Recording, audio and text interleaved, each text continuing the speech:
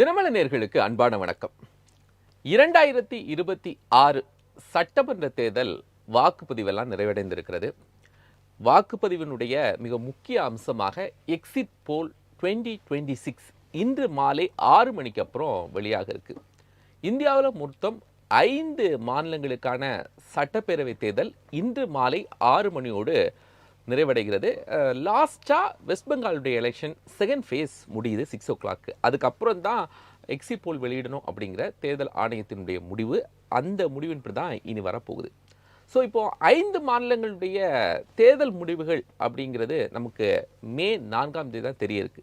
அதுக்கு முன்னாடி எக்ஸிட் போல் இந்த 5 மாநிலங்களிலும் என்ன சொல்ல இருக்கு அப்படிங்கிறத இந்தியா எதிர்பார்த்து கொண்டு இருக்கிறது, தமிழ்நாடும் எதிர்பார்க்குது. ஸோ நம்ம இன்னைக்கு மெயினாக ரொம்ப பார்க்கக்கூடியது தமிழ்நாட்டினுடைய எக்ஸிட் போல் எப்படி இருக்கு.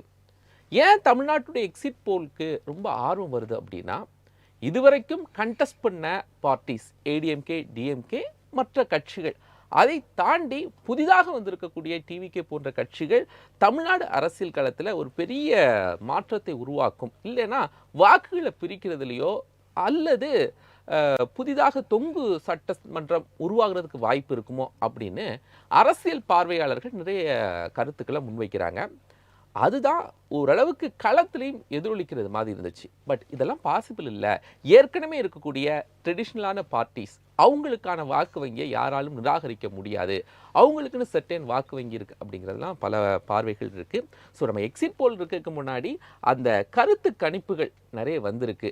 தேர்தல் முடிந்தோடனே வந்த பார்வைகள், தேர்தலுக்கு முன்னாடி வந்த பார்வை, எக்ஸிட் போல் என்ன சொல்ல இருக்குது, இதை ஒவ்வொருத்தரும் ஒவ்வொரு விதமாக சொல்கிறாங்க.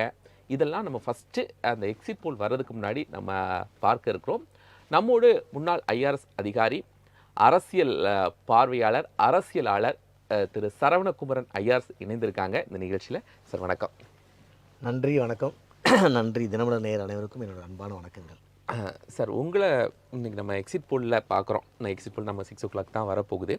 அதுக்கு முன்னாடி நீங்களும் ஒரு பார்வை, தமிழ்நாடு முழுசும் எப்படி தேர்தல் முடிவுகள் வர இருக்குது அப்படின்னு நீங்களும் அனலைஸ் பண்ணியிருக்கீங்க உங்களுடைய ரெட் பேரட் மூலமாக. ஸோ பொதுவாக இந்த அனலிசிஸ், எக்ஸிட் போல் அனலிசிஸாக இருக்கட்டும், இல்லை ஒப்பீனியன் போலாக இருக்கட்டும், இதெல்லாம் எப்படி என்ன ஃபார்முலா பிரகாரம் செய்கிறாங்க?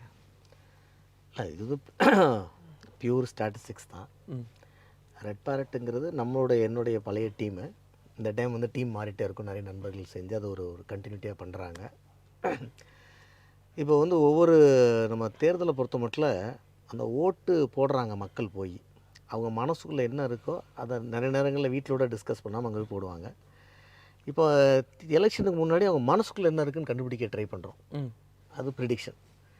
எலெக்ஷன் அன்னைக்கு, போலிங் அன்னைக்கு அவங்க போய் ஓட்டை போட்டுடுறாங்க. பல சில நேரங்களில் குழப்பங்கள் இருக்கும். இங்கே போடலாமா, அங்கே போடலாமா, அப்படி போடலாமா. இப்போ தமிழ்நாட்டில் உங்களுக்கு தெரிஞ்சிருக்கும், ஒரே குடும்பத்தில் 3 பணம் வந்துருச்சு வச்சுங்க, பிரித்து போடுற பழக்கம்லாம் உண்டு. 5 ஓட்டு இருக்குது சார், 2 ஓட்டு இவருக்கு, 2 ஓட்டு இவருக்கு, 1 ஓட்டு இவருக்கு. ஆமாம். இந்தமாரி முடிவுகள்லாம் எடுத்து அவங்க போட்ட பிறகு அவங்க வெளியே வரும்போது ஃப்ரெஷ்ஷாக, மைண்டு ஃப்ரெஷ்ஷாக, யாருக்கு ஓட்டு போட்டீங்க அப்படின்னு கேட்டு ரெக்கார்ட் பண்ணும்போது அது எக்ஸிட் போலாக மாறுது. அதனால தான் இந்த எக்ஸிட் போலில் இருக்கிற ப்ரிடிக்ஷனுடைய சைஸ் ரொம்ப க்ளோஸராக இருக்கிறதுனால அந்த ஃப்ரீக்வன்சி கோர்ட்ஸ் எலெக்ஷன் கமிஷன் அதை பேன் பண்ணி வச்சுருக்காங்க. ஏன்னா எக்ஸிட் போல் ப்ரிடிக்ஷனை முன்னாடியே போட்டால் எங்கே அந்த ரன்னிங் போல்ஸோட இது அஃபெக்ட் ஆயிரும்ட்டு அதை இன்றைக்கி 6 மணிக்கு இந்த என்டையர் அசம்பிளியோடைய 5 அசம்பிளியோடைய போல் இன்றைக்கி 29th இன்றைக்கியோட ஈவினிங்கோட முடியறதுனால இன்றைக்கி வெளியே வரப்போகுது. ஸோ அது கொஞ்சம் க்ளோஸராக வரும்னு நினைக்கிறோம். ஆனால் லாஸ்ட் டைம் 2024 பார்லிமெண்ட் எலெக்ஷனில் எக்ஸிட் போல் நீங்கள் பார்த்துருப்பீங்க. நிறைய பெரிய எக்ஸிட் போல் ஒரு அழுக வேண்டிய சந்தர்ப்பம் வந்துச்சு. ஆமாம். ஏன்னா எக்ஸிட் போலில் அவ்வளோ வேரியேஷன் வந்துச்சு. ஸோ அதனால் எக்ஸிட் போலுக்கும் ரிசல்ட்ஸுக்குமே பெரிய, ஏன்னா அகெயின் எல்லாமே சாம்பிள் தான். இப்போ நீங்கள் ப்ரிடிக்ஷனில் ஒரு தொகுதிக்கு நீங்கள் 300 சாம்பிள் எடுத்தும் பண்ணலாம். நீங்கள் தமிழ்நாடு முழுக்க பண்ணுறவங்களாம் வெறும் 50 சாம்பிள் 100 சாம்பிள் எடுப்பாங்க தொகுதிக்கு. அதுவே 234 × 100, 23,400 சாம்பிள். அதனோட சைஸே வேறு. கொஞ்சம் க்ளோஸாக ஸ்டடி பண்ணுறோன்னா 300, நல்லா டீப்பாக ஸ்டடி பண்ணால் 3000 சாம்பிள். 3000 × 234 போட்டிங்கன்னா பார்த்துங்க எவ்வளோ சாம்பிள் வரும், எத்தனை வேரியேஷன் ஆஃப் கொஸ்டின் வரும்னு. எக்ஸிட் போல்லையும் அவளை எடுக்க முடியாது. ஸோ போல் லிமிட்டட் எடுத்தாங்கன்னா அதோட ப்ரிடிக்ஷன் பாசிபிலிட்டி கம்மியாகுது. நாங்கள் லாஸ்ட் எலெக்ஷனில் நான் என்ன யோசிச்சேன்னா, ஏன் தப்பாக வருதுன்னா எக்ஸிட் போல் ப்ராபபிளி எந்த கட்சிக்கும் ஆர்வம் இருக்காது. ஏன்னா ஓட்டு போட்டாச்சு, ரிசல்ட் May 4 வரப்போகுது. எக்ஸிட் போல் நான் ஏன் செலவு பண்ணணும்?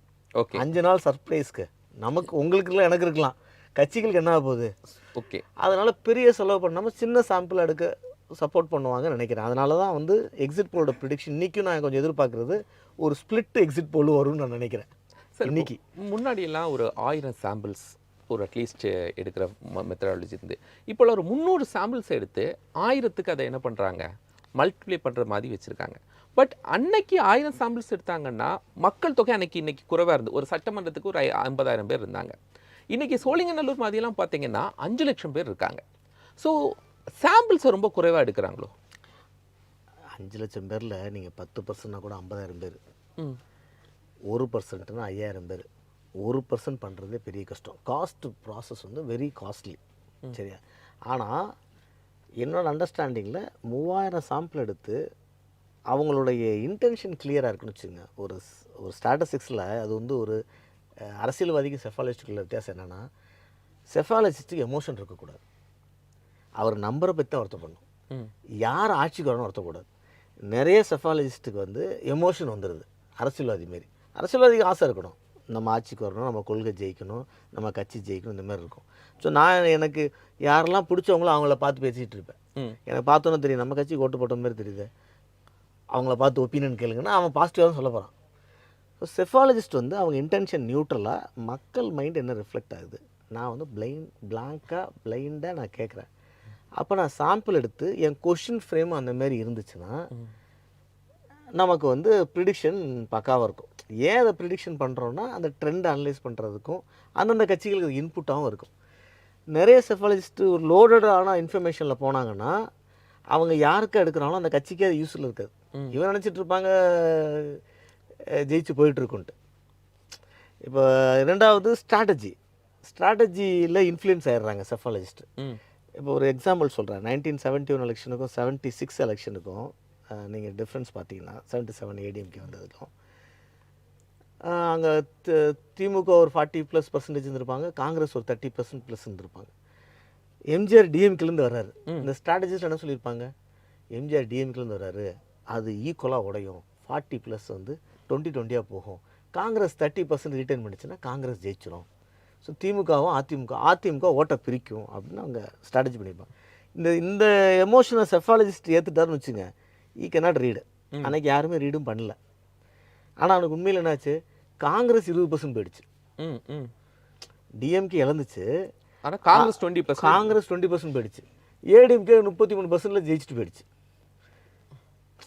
ஸோ இங்கே வந்து இந்த ஸ்ட்ராட்டஜிஸ்டோட வியூவை செஃபாலஜிஸ்ட் கேட்கக்கூடாது. செஃபாலஜிஸ்ட் பியூர் ஸ்டாட்டிஸ்டிக்ஸில் போனாங்கன்னா இப்பயும் சரியாக ப்ரெடிக்ட் பண்ணியிருக்கலாங்கிறது இந்த இதுலேயும் பண்ணு. ஏன்னா நமக்கு இன்றைக்கி எக்ஸிட் போல் ஸ்ப்ளிட்டாக வர்றதை பார்க்கும் பொழுது ஒரு கெஸ் இருக்குது எங்களுக்கு எல்லாத்துக்கும். ஸோ அப்போ வந்து ஒரு ப்ராப்பர் எக்ஸிட் போல் எடுக்கலையோ அப்படின்னு ஒன்று தோணும். சார் இப்போது தேர்தல் நேரத்தில் வந்து அந்த ஒப்பீனியன்ஸு அது பிரிண்ட் மீடியா விஷுவல் மீடியா எல்லாமே போடும்போது கட்சிகளுக்கான பெர்சன்டேஜ் ஓட்டு கிட்டத்தட்ட மேக்ஸிமம் 15 to 25 டிவிகே வர வைக்கிறாங்க. பட் இந்த ஓட்டை அது கன்வெர்ட் பண்ணுறாங்கல்ல, அந்த இடத்துல ஓட்டு எந்த அளவுக்கு கன்வெர்ட் ஆகுதோ சீட்டாக கன்வெர்ட் பண்ணுறதுல யாராலையும் ப்ரிடிக்ட் பண்ண முடியலை. அது எதனால் முடியலை? இப்போ அதை நான் ஒரு அப்ரோச்சில் சொல்கிறேன். நான் எப்படி பார்க்குறேன்னா, திமுக வந்து ஒரு 70-80 தொகுதியில் கம்ஃபர்டபுளாக ஜெயிக்கிற மாதிரி இருக்காங்கன்னு வச்சுக்கோங்க. அதிமுக ஒரு 60-70 தொகுதியில் கம்ஃபர்டபுளாக ஜெயிக்கிற மாதிரி இருக்காங்கன்னா ஒரு 140 தொகுதி போயிடுது. மிச்சம் ஒரு 80-90 தொகுதிகளில் மார்ஜின் வந்து 5000 கீழே குறையும் பொழுது உங்கள் ப்ரிடிக்ஷன் டஃப் ஆகிடும். நீங்கள் 25,000 மார்ஜின் இருக்குன்னா ஈஸி ப்ரிடிக்ஷன், சார் அவர் ஈஸியாக ஜெயிச்சிருவார். ஏன்னா அந்த 25,000 ரிவர்ஸ் ஆகிற அடுத்தடுத்த ரவுண்டில் ரிவர்ஸ் ஆகிறதுக்கான ஸ்கோப்பு கம்மி. இந்த 5000 கீழே 1000 கீழேன்னு வரும்பொழுது உங்களுக்கு ப்ரிடிக்ஷன் டஃப் ஆகுது. இந்தமாரி மார்ஜின் கம்மியாகிறதுக்கான ஒரு சாத்தியக்கூறு எதனால் வருதுன்னா, விஜய் அவர்கள் 20% ஓட்டு எடுக்கும் பொழுது உங்கள் ஓவரால் சாம்பிளில் ஒரு 50,000 2 லட்சம் ஓட்டில் 40,000 ஓட்டு போயிடுச்சு, 1,60,000 ஓட்டு ஆகுது. ஸோ 2 பிரிக்கிறதுக்கும் 1 பிரிக்கிறதுக்கும் மார்ஜின் குறையுது, டஃப்பாக இருக்கும் பொழுது. ஸோ அப்போ ஒரு 60 தொகுதியில் இங்கிட்டு 1000 இங்கிட்டு 1000 அப்படிங்கிறதுல ஒரு 30-40 தொகுதி மாறலாம். அப்போ இந்த வின்னிங்கை யார் ஆட்சி அமைப்பாங்கிறதுல கஷ்டம் வந்துடும். ஸோ இதுதான் இங்கே இந்த எலெக்ஷன்லேயும் இருக்குது. ஏன்னா விஜய் அவர்கள் எத்தனை சீட்டு ஜெயிப்பாருங்கிறதுல ஓட்டு எத்தனை சீட்டாக மாறுங்கிறதுல ஒரு சின்ன டவுட் இருக்குது. இப்போ எங்கள் டீம் போடும்போதுமே ஒரு 4-5 சீட்டு தான் அவங்க ப்ரிடிக்ட் பண்ணுறாங்க மேக்ஸிமம். ஸோ நான் எப்படி பார்க்குறேன்னா, அந்த மிச்ச சீட்டுகள் ஒரு 60-70 சீட்டுகளில் வின்னிங் மார்ஜினை 1000-5000 கொண்டு வர. போன டைம் பார்த்தீங்கன்னா ஒரு 17 தொகுதிகளில் இந்த வின்னிங் மார்ஜின் லெஸ் தென் 1% இருந்துச்சு 2021 எலெக்ஷனில். அப்போ நான் 217 தொகுதியை நான் ஈஸியாக ப்ரிடிக்ட் பண்ணலாம். ஆனால் இந்த டைமு 70-80 தொகுதியில் வின்னிங் மார்ஜின் லெஸ் தென் 1% ஆகுது. அப்போ ப்ரிடிக்ஷன் டிஃபிகல்ட் ஆகுது. சரி, அப்போது உங்கள் எல்லாம் சரியாக இருந்தால், இன்டென்ஷன் சரியாக இருந்தால் இந்த சேலஞ்ச் இருக்குன்ற ஸ்டாட்டிஸ்டிக்லாம். ஸோ இந்த பெர்சன்டேஜ் மாறும்போது நீங்கள் சொல்லுங்களா பிலோ 10,000 அப்படிங்கும்போது இந்த 10,000 மார்ஜினை ஆளுங்கட்சிக்கோ இல்லை ஏற்கனவே இருக்கக்கூடிய எக்ஸிஸ்டன்ஸ் எதிர்கட்சிக்கோ மட்டும் அவங்க நம்பர்ஸாக போட்டுடுறாங்களா? இல்லை, நீங்கள் prediction is a prediction first of all.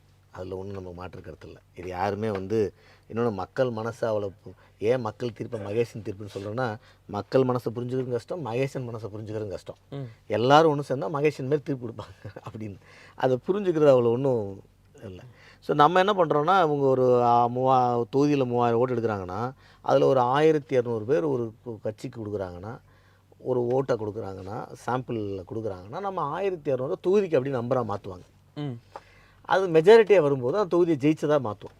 இப்போ நான் 3000 சாம்பிள் எடுக்கும்போது அந்த தொகுதியில் என்னென்ன மக்கள் ஜாதி ரீதியாக இருக்காங்க, மத ரீதியாக இருக்காங்க, ஏஜ் வைஸாக இருக்கிறாங்க, அப்படி பிரித்து தான் சாம்பிள் போடணும். ஃபார் எக்ஸாம்பிள் அந்த தொகுதியில் நான் ஒரு 15% ஒரு பர்டிகுலர் சமுதாய ஓட்டு இருக்குது. அந்த ஓட்டு திமுகவுக்கும் அதிமுக மட்டும் தான் போகணும்னு வச்சுங்க. என்டையர் சாம்பிளுமே அங்கே வந்து எடுத்துகிட்டுன்னு வச்சுங்க, அவங்களுக்கு ஹாப்பி பண்ணுறதுக்கு.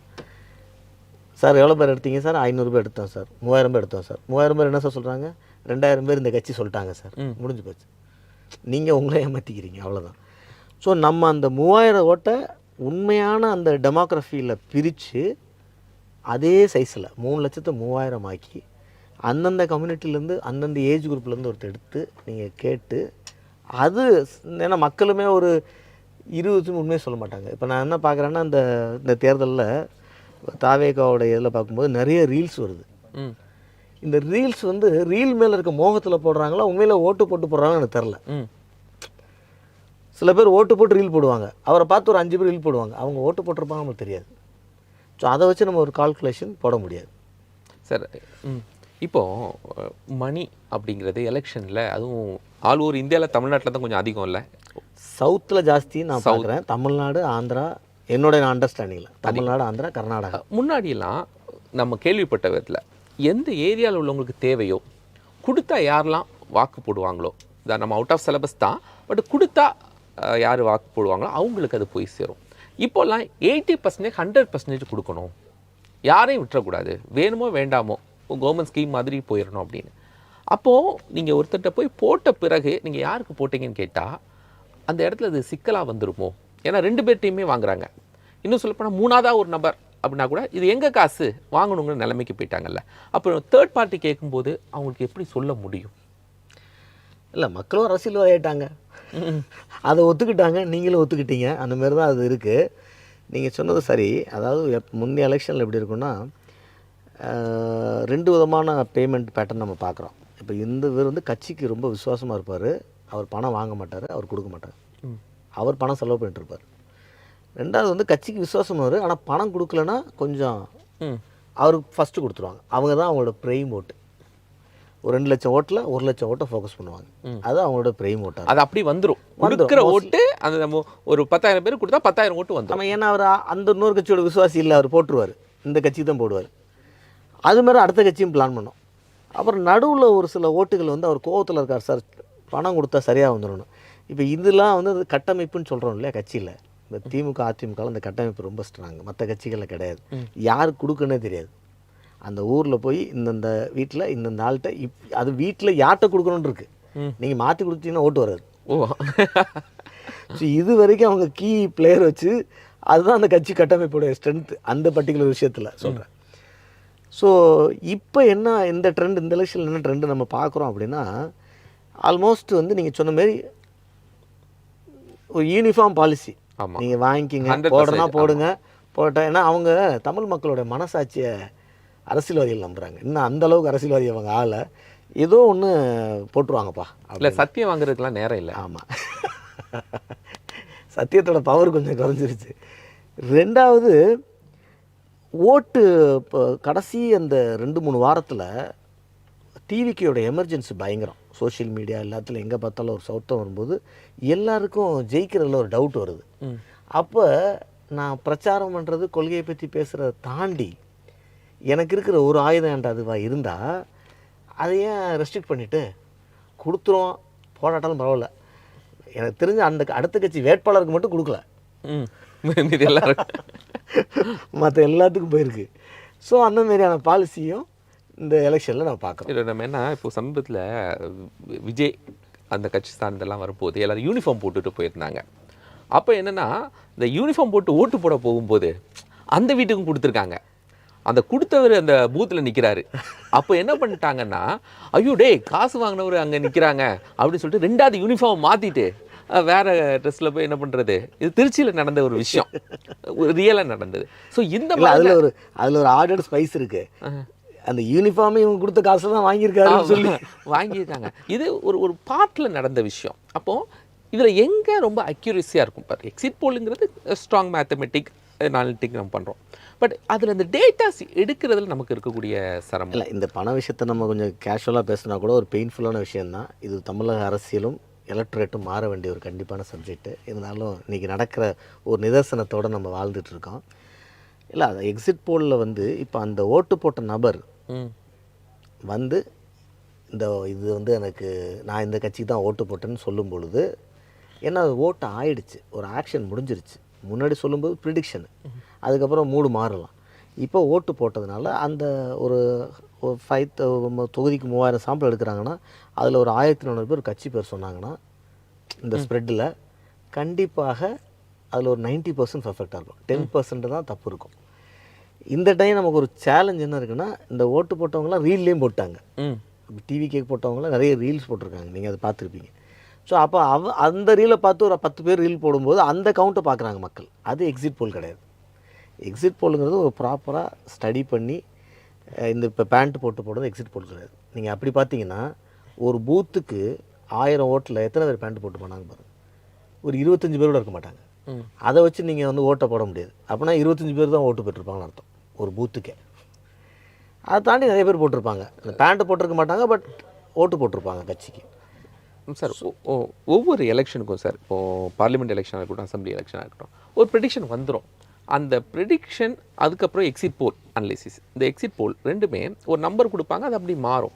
பட் திஸ் டைம் ஒரு கேல்குலேட் பண்ண முடியாமல் இருக்குதா, இல்லை இதே மாதிரி பல அரசியல் சூழல்களில் தேர்தல்களில் இருந்திருக்கா? இல்லை, இருந்திருக்கு. இந்த எலெக்ஷன் டஃப்பான எலெக்ஷன். அதான் சொன்னேன், ப்ரிடிக்ஷன் எப்பயுமே ஒரு 50% தான் மேக்ஸிமம்.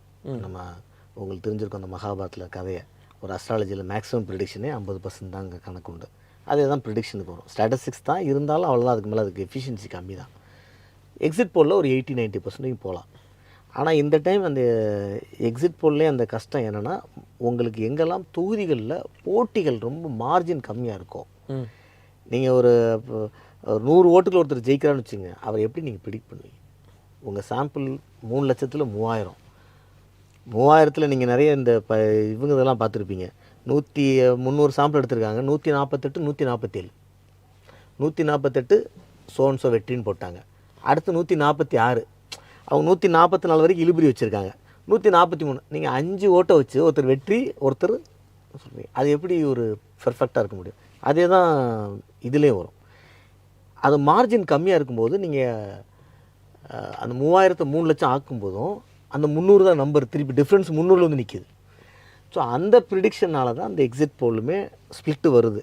ரெண்டாவது எக்ஸிட் போலில் கொஞ்சம் எமோஷன் இருக்கிற மாதிரி எனக்கு தெரியுது. நான் சொன்னேன், செஃபாலஜிஸ்ட்டுக்கு எமோஷன் இருக்கக்கூடாது, அவங்க நியூட்ரலாக பார்க்கணும். நீங்கள் எமோஷன் பார்ட்டி சார்பு இருக்கக்கூடாது. பார்ட்டி சார்பு, நீங்கள் பார்ட்டி சார்பு எடுத்துட்டிங்கனாலே உங்கள் ப்ரிடிக்ஷன் அதை நோக்கி தான் போகும். அது வந்து எப்படின்னா, நீங்கள் உங்களுக்கு ஒருத்தர் பிடிச்சாருன்னு வச்சுங்க, அவர் என்ன தப்பாக பேசினாலும் உங்களுக்கு காதில் கேட்காது. ஒரு பிடிக்காதவர் என்ன சொன்னாலும் தப்பாகவே தெரியும். அதே மாதிரி தான் நீங்கள் எதுலேயும். ஸோ நீங்கள் உங்கள் மைண்ட் எப்படி சூஸ் பண்ணுன்னா, இவர்கிட்ட கேட்கலாம், இவர் நமக்கு ஆதரவாக தான் கொடுப்பாரு, இவர்கிட்ட கேட்கலாம், இவர்கிட்ட கேட்க வேணாம் அப்படின்னு ஒரு முடிவு எடுக்க ஆரம்பிச்சிருவீங்க. ஸோ ஒரு ப்ராப்பரான ஒரு ப்ரிடிக்ஷனு, ப்ராப்பரான எக்ஸிட் போலில் அந்த எமோஷன்ஸ் இல்லாமல் நியூட்ரலாக பண்ணணும். இப்போ நம்ம ஒரு 16-17 ப்ரிடிக்ஷன் இந்த எலெக்ஷனுக்கு வந்திருக்கு சோஃபார் நான் பார்த்த வரைக்கும். அதில் வந்து ஒரு 2-3 ப்ரிடிக்ஷன்லாம் எக்ஸ்ட்ரீம் இருக்குது. நம்ம அவுட்லேயர்னு சொல்கிறோம் ஸ்டாட்டிஸ்டிக்ஸில். 2 சைடில் இருக்குது. ஏன்னா அது ஏன் அப்படின்னு நினைக்கிறேன்னா, மோஸ்ட்லி ஒரு எமோஷன். இந்த பார்ட்டி 2 பார்ட்டிக்கு இருக்குது. இந்த பார்ட்டி வரும்னு ஒருத்தர் போடுறாரு, ஒருத்தர் 180, ஒருத்தர் 170, ஒருத்தர் 220. 3 பார்ட்டிக்கு போட்டிருக்காங்க இந்த எலெக்ஷன் ப்ரிடிக்ஷனில். ஸோ இது 3 கண்டிப்பாக இல்லை, நான் கான்ஃபிடண்ட்டாக சொல்லுவேன். 180 யாருக்கும் இல்லை, 220 இல்லை. ஆனால் அவங்க ஹோப் வச்சுருக்காங்க. ஹோப்பில் இருக்கக்கூடிய பார்ட்டிஸ்ட்டே இப்போ அந்த ஹோப்பு அதுதான். ஏன்னா அது எமோஷனால் வர்ற ப்ரிடிக்ஷன். சரி, நமக்கு வந்து சயின்ஸ் என்ன, சாம்பிள் சைஸை நீங்கள் கரெக்டாக எடுத்தீங்களா, அந்த சாம்பிளை எக்ஸ்ட்ராபுலேட் பண்ண முடியுதா, எவ்வளோ தான். நீங்கள் சாம்பிளை கரெக்டாக எடுத்திங்கன்னா எக்ஸ்ட்ராபுலேட் போகும், நல்லாயிருக்கும். நீங்கள் விரிசல் வந்து ப்ரெஷர் ஆகும்போது விரிசல் உடஞ்சிரும். ஏன்னா சாம்பிளுங்கிறது சிறுசு, அதை நீங்கள் இழுக்க அது ஓட்ட பெருசாயிரும். Okay sir.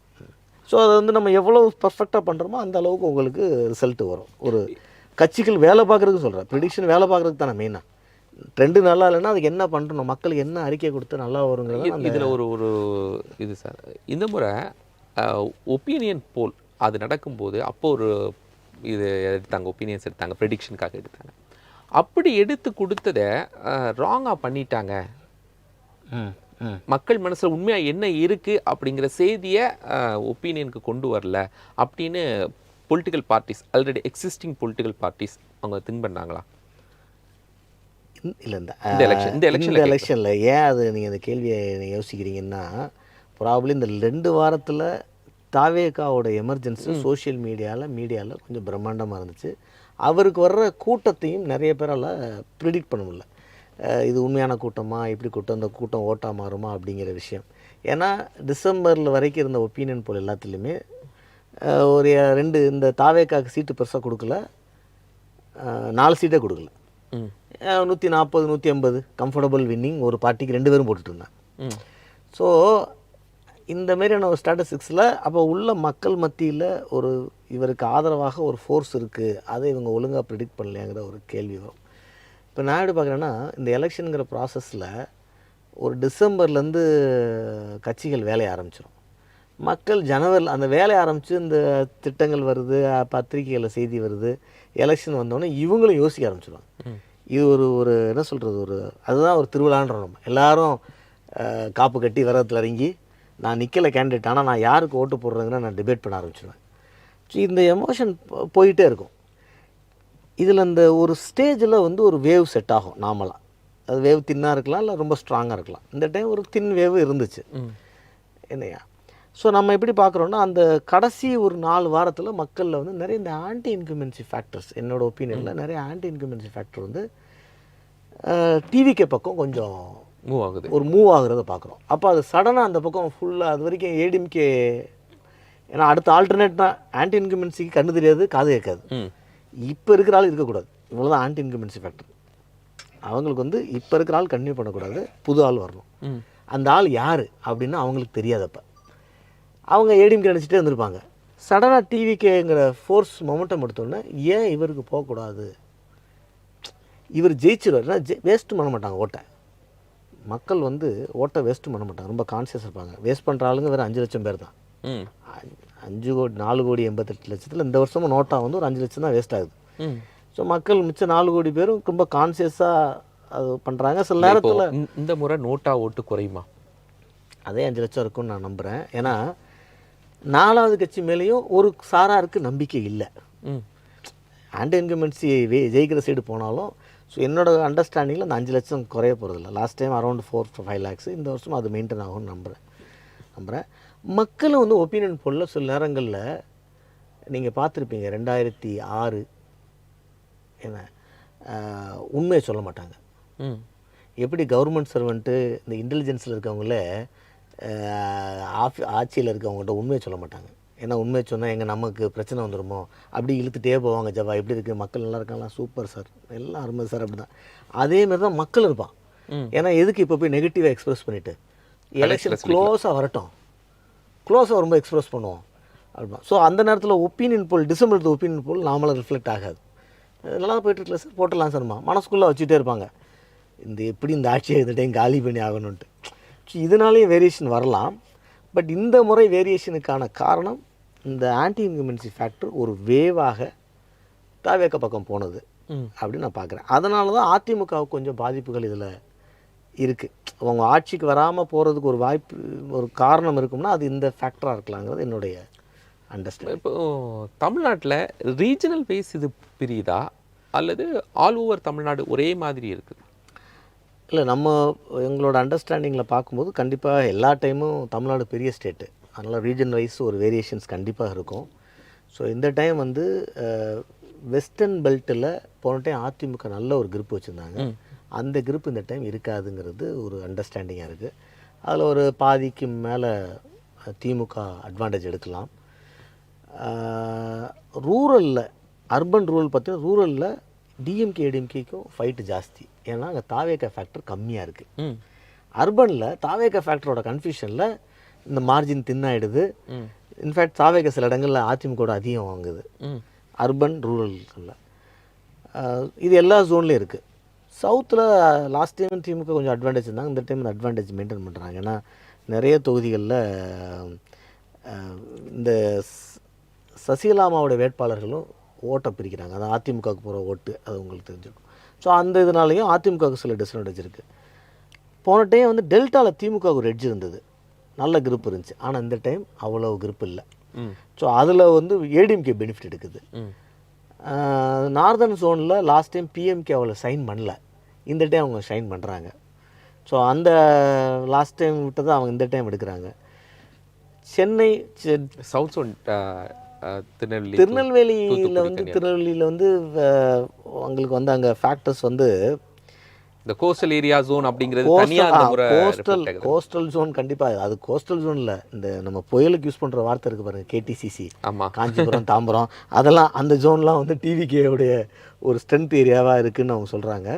கோஸ்டல் ஜோனில் டிவிகேயோட ஃபேக்டர் பெரிய ஃபேக்டராக இருக்குது. ஸோ எங்கெல்லாம் டிவிகே ஃபேக்டர் பெரிய ஃபேக்டராக இருக்கோ அங்கெல்லாம் வந்து மார்ஜின் கம்மியாகும், அங்கெல்லாம் ஃபைட்டு வந்து குழப்பமாயிடும். ஒரு டிவிகே ஃபேக்டர் சிஸ்டம் ஃபைட்டு ஹெல்த்தியாக தெரியும். இவர் 15,000 அட்வான்டேஜ், 25,000 அட்வான்டேஜ். ஸோ இதை பார்க்குறோம். சென்னை வந்து திமுக தன்னோட கோட்டையை கையில் வைக்க முடியுமானா ஒரு சின்ன சந்தேகம் இருக்குது. ஏன்னா அந்த ஒரு 5-6 தொகுதிகளில் அதிமுக ஒரு எட்ஜ் இருக்குது. அப்படி ஏன்னா அது வந்து டிவிகே ஃபேக்டரால் அவங்களுக்கு ஒரு அட்வான்டேஜ் இருக்க மாரி ஒரு பார்வை இருக்குது. ஸோ இது ஜோன் வைஸாக நாம் பார்க்குற ஒரு ஜென்ரலான அண்டர்ஸ்டாண்டிங். நீங்கள் எக்ஸிட் போல் வரக்கூடிய நேரம் ஆயிடுச்சு, நீங்கள் எப்படி கன்க்ளூட் பண்ணுறீங்க சார்? ஸோ கன்க்ளூடிங் வந்து எக்ஸிட் போல் நம்ம மக்கள் மனசில் நினச்ச மாரி வரட்டும் ஃபஸ்ட்டு. ஏன்னா மக்கள் சில நேரங்களில் ஒரு இது இருக்கும்ல, என்ன நான் ஒன்று நினச்சேன், ஓட்டு மிஷினில் வேறு ஒன்று விழுந்திருக்கு, வேறு ரிசல்ட் வருதுன்னு. ஸோ மக்கள் எப்படி மனசில் ஆசைப்படுறாங்களோ அந்தமாரி ஒரு ஆட்சி வரட்டும். நமக்கு எல்லாம் வந்தாலும் நல்லது தான்.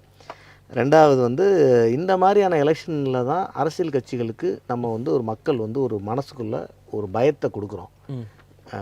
ஒழுங்காக ஆட்சி பண்ணலைன்னா இந்தமாரி ஒரு டென்ஷன். நீங்கள் இந்த எக்ஸாம் ஒழுங்காக படிக்கலங்கிற டென்ஷன் எப்போ வரும்? எக்ஸாம் ஹாலுக்கு போகிறதுக்கு முன்னாடி வரும். அது அடுத்த எக்ஸாம் யூஸ்ஃபுல்லாக இருக்கும். ஏன்னா ஒழுங்காக படிப்போம். அதை அரசியல்வாதிகள் புரிஞ்சுக்கிட்டு இந்த எக்ஸிட் போல் இந்த டென்ஷன்லாம் இருக்கட்டும். ஸோ அதுவும் நாட்டுக்கு நல்லது. ஸோ இருக்கிற ஆட்சி தொடர வாய்ப்பு இருக்குங்கிறது என்னுடைய ஒரு சின்ன கருத்து. ஆனால் தின் மார்ஜினில் ஒரு கோயலேஷன் கவர்மெண்ட்டாக வரலாம் அப்படிங்கிறது என்னோடய பார்வையாக பார்க்குறேன். ஒரு கடைசியாக ஒரு நண்பர் ஒரு இது சொன்னார், நம்ம டீமில் இருந்தவர். அதாவது நர்சரி ஸ்கூல் பக்கத்தில் போனீங்கன்னா சத்தம் ஜாஸ்தி இருக்கும், ஹை ஸ்கூல் பார்த்தீங்கன்னா சத்தம் கம்மியாக இருக்கும். அதுக்காக நர்சரி ஸ்கூலில் ஸ்ட்ரென்த்து ஜாஸ்தி, ஹை ஸ்கூலில் ஸ்ட்ரென்த்து கம்மின்னு நம்ம இடம் போட்டுறக்கூடாது. அந்தமாரி ஒப்பீனியனும் தப்பாக எடுத்துடக்கூடாது. ஸோ இந்தமாரி ஒப்பீனியன் இந்த எலெக்ஷனில் வர்றதுக்கான நிறைய இருந்துச்சு. ஸோ அதையும் நம்ம பார்க்கலாம், அது எப்படி வருதுன்னு பார்ப்போம். Thank you sir. எக்ஸிட் போல் வரவருக்கு நீங்கள் உங்களுடைய ஒரு டீட்டெயில்டான ஒரு அனாலிசிஸை நீங்கள் சொல்லியிருந்தீங்க. தேங்க்யூ. நன்றி. தினமலர் நேயர்கள் அனைவருக்கும் நன்றி.